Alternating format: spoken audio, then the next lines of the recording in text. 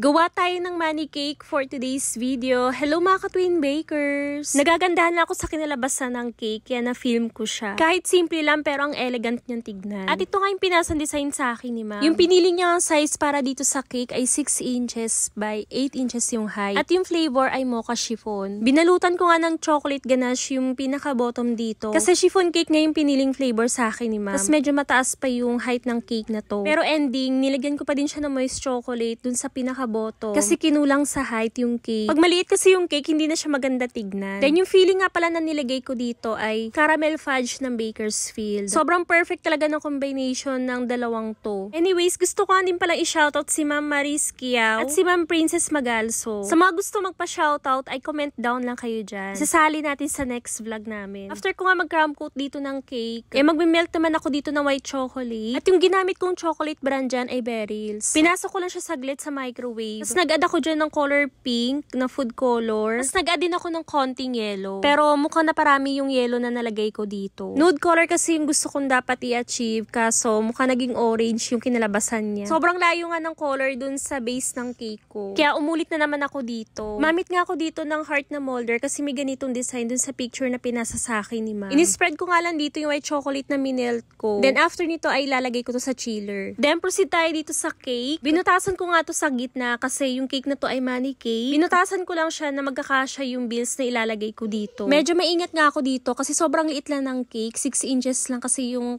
lapad niya. Ganito nga lang yung way namin ni Vera sa paggawa ng money cake. Di na namin siya ginagamitan ng box, pero syempre mini-make sure naman namin na nakasanitize yung money bago namin ilagay dito sa cake. At dito nga binalik ko lang yung cake na tinapyasan ko kanina para malinis pa din yung pera at hindi malagyan na icing. At para mas secure palalo yung cake kasi sobrang nipis nga lang ng cake na to tapos chiffon cake pa. Naglagay ako dito ng chocolate ganache para hindi siya madaling masira. Then, syempre, naglagay din ako ng dowels dito. So, para naman sa color ng base, naglagay lang ako dito ng konting pink, tapos onting yellow. Actually, sobrang na-struggle nga ako sa pag-mix ng color dito. Light color nga lang siya, pero mahirap. Onting sobra mula sa color pink, iba na yung kalalabasan niya. Pero feeling ko naman, na-achieve ko naman yung pagka-nude ng color dito. Then, yung nakikita niyo yung flower wire dito sa cake, dito ko ikakabit mamaya yung happy birthday na topper. Then, after ng pagpapakinis dito sa cake, naglagay na ako dito ng chocolate drip. Yung ginamit kong chocolate para dun sa heart kanina, ito din yung ginamit ko para dito sa drip. Akala ko nga okay na yung dalay ng chocolate drip dito. Pero nung natapos ko na nga lagyan, parang sumobra naman yung haba ng drip dito sa harap. Medyo humaba yung pangalawang drip. Parang di siya pasado sa akin, kaya nilagay ko muna siya sa chiller. Then timing lang, nagset na din tong mga heart na chinil ko kanina. Medyo hindi pa nga pantay yung mga sides nito, kaya kinat ko siya. Medyo tumigas na nga yung drip dito sa cake. Numpisan ko na nga siya tanggalin. Sabi ko nga hindi naman pwede na ito lang yung part na uulitin ko. So kailangan ko talaga tanggalin yung kasama niya. Which is okay lang din naman kasi medyo mahaba pa din naman yung time ko dito. Tataka pa nga si Vera, bakit ko nga daw inulit?